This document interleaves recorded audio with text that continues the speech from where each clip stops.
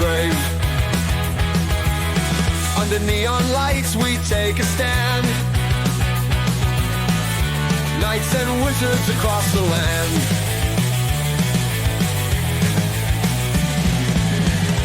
Monsters lurking in the night. Heroes ready for the fight. Dice are clattering on the wood. Good morning and welcome. We haven't done this in an entire month. Let's do tabletop role-playing game news. And sadly, the very first story on this March 3rd is the passing of Ernie Gygax, who passed away a couple days ago. Our hearts and condolences and deepest thoughts and regrets go to the Gygax family.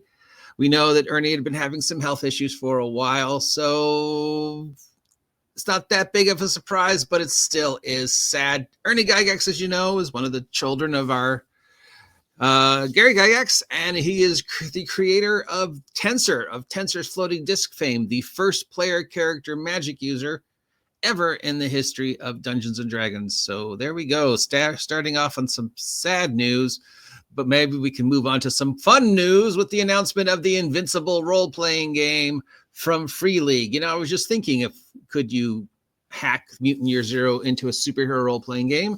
And apparently Free League has somehow gotten the license to Invincible, and they're doing it. Don't they also have The Walking Dead? So I guess that makes sense, since they're both by the same guy, Robert Kirkman. Invincible, such a great, if not slightly depressing, comic book universe. It's, of course, into the third season on Amazon.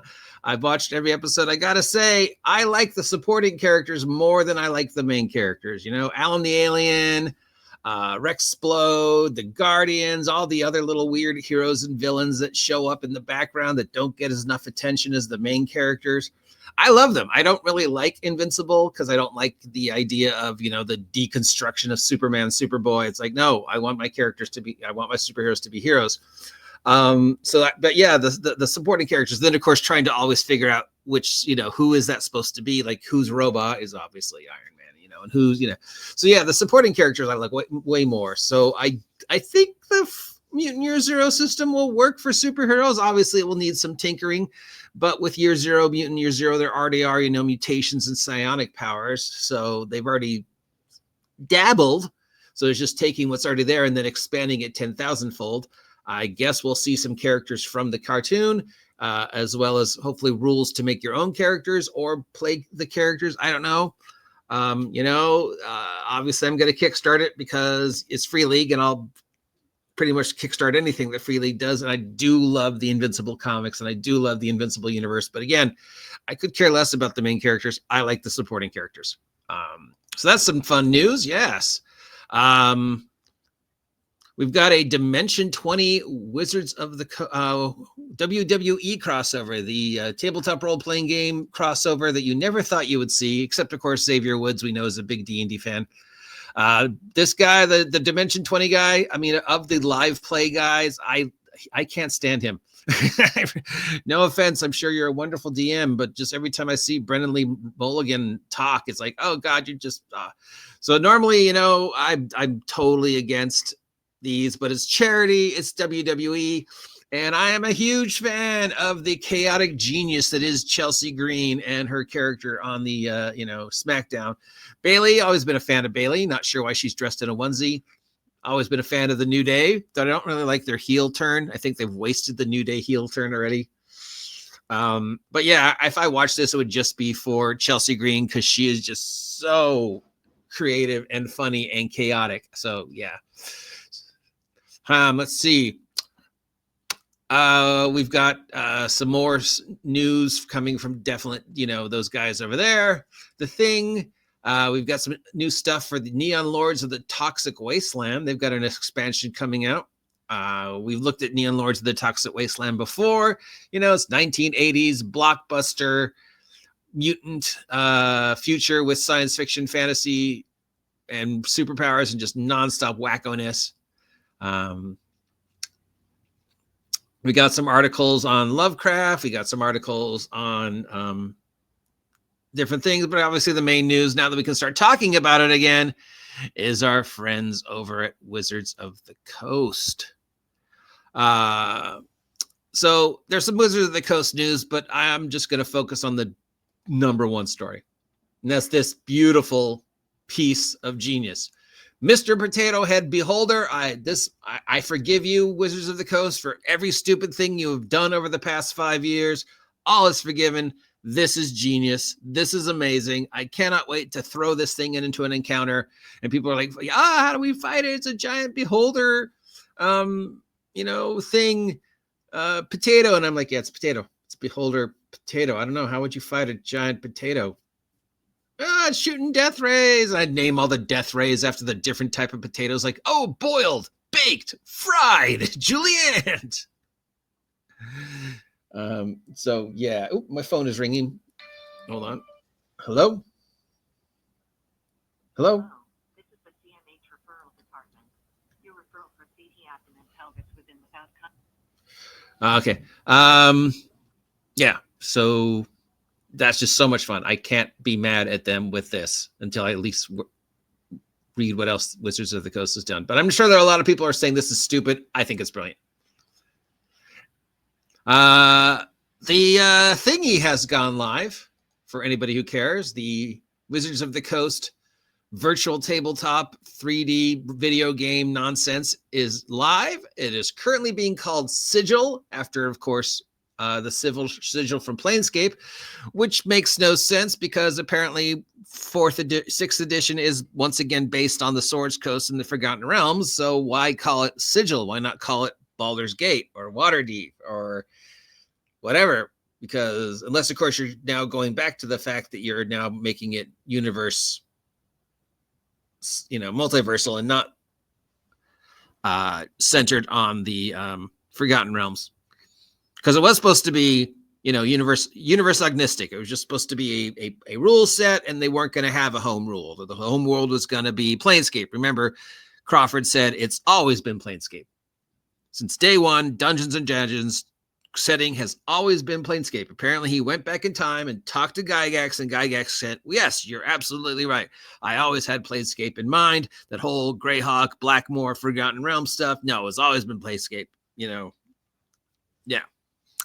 But then they said, no, it's going to be Forgotten Realms now. Yeah, D&D 2025 is Forgotten Realms. And it was like, okay, fine. But we're doing Eberron. Okay. Eberron, it should have just been Eberron and not the Forgotten Realms. And now they're like, but we're going to name the VTT after the city, Sigil, unless we change the name because it's right now just called Project Sigil. You can get to it through D&D Beyond. I don't know.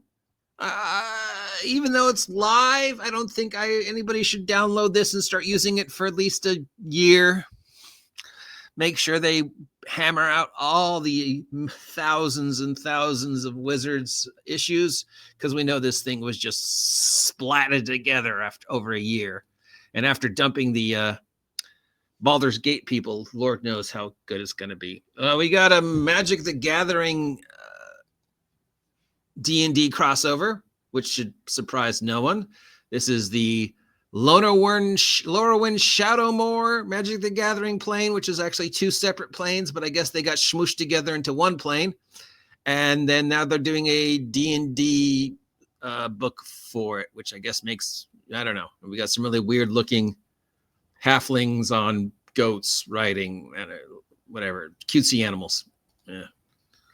I mean, I know they said they weren't going to do any more books other than what they already announced, but we know that Wizards of the Coast lies. So everything that, we thought we were going to get for 2025 D&D, just assume, we lied and there's going to be like 40 more. I love the fact that they released Player's Handbook, released the Dungeon Master's Guide. Then they waited and released the Monsters Manual, even though Monster Manual was the easiest and you should have done that one first. And then in the Monster Manual, after you've already purchased Player's Handbook and DM's Guide, they say, here is the new stat block. Ignore the previous stat block. Yes, the stat block is completely different than the stat block in the Player's Handbook, and every product going forward was going to use the new stat block. So I assume this thing and whatever's in this thing will be using the new stat block. And This thing, the Eberron, will be using the new stat block. I don't know how they got the rights back. I thought he sold the rights, but I'm sure there's a story about how they got the rights back. I just don't have the wherewithal to read it. And maybe even this thing will have the new stat block, and all the new books post Monster Manual will have the brand new stat block, which supersedes the stat block that was in the Player's Handbook, thus making the stat block in the Player's Handbook and the Player's Handbook character record sheet, and pretty much how the Player's Handbook is laid out, pointless, because they changed it for the Monster Manual, and going forward, they'll be using that stat block. But I'm sure the new stat block will be available either in the Eberron book or the forthcoming expansion for 2025 Dungeons & Dragons 6th edition, which is great. I don't know, Unearthed Arcana or Splat Book or Player's Handbook 2, because they've already hinted that they're going to do that. I mean, they were making errata for the Player's Handbook within 5 seconds of the Player's Handbook being on the floor. They're like, oh, here's errata, and you've got to pay for it. Unless you have D&D Beyond, then the errata is free. And then they're like, oh, yeah, it's totally backwards compatible. But as we know, after seeing examples in the wild, including in Critical Role, no, it's not backwards compatible. And by changing the stat block, you made it even less backwards compatible. So can we just go back and talk about the Invincible role-playing game instead, I think, because I think that's way more interesting. And, it's been an entire month since we looked at Wizards of the Coast news, and I really thought we would see something a little bit better from them, that maybe they'd manage to go an entire month of February without doing anything too stupid. And I gotta admit, from the whispers and dreams I heard, that they started out February pretty low key. And then I guess they let Crawford get too close to a microphone or something, and everything went kablooey. So we've got all these announcements and changes, and then of course the Q4 numbers dropped, and they're not great. But because of Mr. Potato Head Beholder, I'm willing to forgive you, Wizards of the Coast. I'm willing to erase the slate and start over. I'm willing to forgive the fact that you lied about the number of books that are going to be released this year. I'm willing to forgive the fact that the Player's Handbook now is totally pointless because you changed the stat block. I'm willing to forgive the fact that it's not backwards compatible because, one, let's face it, I'm never going to play 6th edition. I'm never going to run 6th edition. I seriously doubt I'll be ever invited to a 6th edition game. I'm perfectly fine playing 5th edition, 2014. And based upon the numbers for the Q4 numbers, things are not looking great for Wizards of the Coast / Hasbro.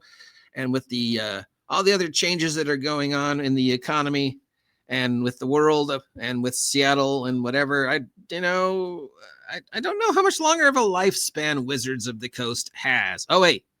Yeah, I do. June 2027. Still on the calendar. Dungeons & Dragons 6X. So, yeah, I would expect Wizards of the Coast as we know it to cease to exist by 2030. And it's been an entire month since you guys get to hear this, so here it is, back better than ever. I'm okay with all these changes because at the end of the day, that's so Wizards.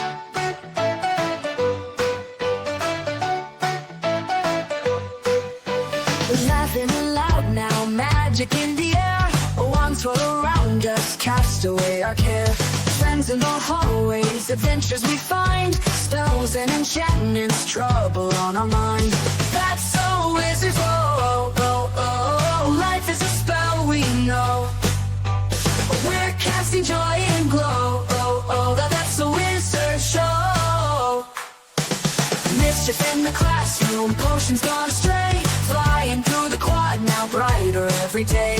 Laughter we cry hard, sneaking out at night. Cloaks in the moonlight, everything feels right.